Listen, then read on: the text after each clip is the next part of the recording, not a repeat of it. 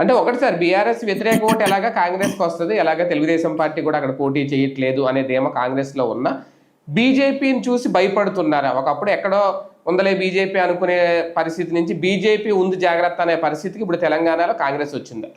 అంటే ఉత్తర తెలంగాణలో బీజేపీ కొంత చాలా బలంగా ఉంది. ఈవెన్ మన స్థానిక ఎన్నికల్లో కూడా బెట్టిగానే కొట్టారు అక్కడ. ఏది పెద్దగా వ్యూహాలు ఎన్నికల్లో అప్పుడు కాదు కాదు ఉత్తర తెలంగాణలో మొన్న జరిగిన స్థానిక సర్పంచుల ఎన్నికలు జరిగినాయి. టోటల్ గా 750 గెలిచింది. అంత ముందు హైయెస్ట్ 250 ఎంతో, మన 750 గెలిచింది. అయితే ఓవరాల్ గా వీళ్ళతో కంపేర్ చేస్తే పోటీలో లేదు అది నిజంగా చెప్పాలి. కానీ ఆ సక్సెస్ సాధించింది ఆ నిర్మల్ కావచ్చు, కరీంనగర్, నిజామాబాద్ అట్లాంటి చోట్ల.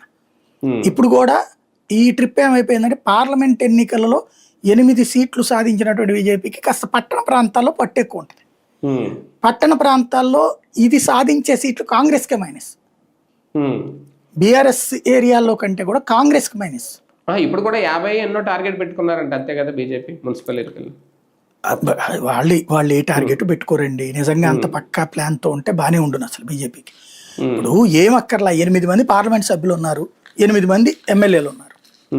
వాళ్ళ నియోజకవర్గాల పరిధిలోని మున్సిపాలిటీలు గెలవాలని పెట్టుకుంటే చాలు, ఇంకేమక్కర్లా.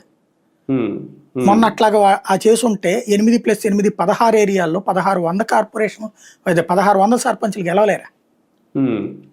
అక్కడ ఏంటంటే సమన్వయ లోపం ఉంది. ఇగో క్లాషెస్ ని అధిష్టానం సరి చేయట్లేదు. రామచంద్రరావు గారి మాట వినే పరిస్థితుల్లో వాళ్ళు లేరు.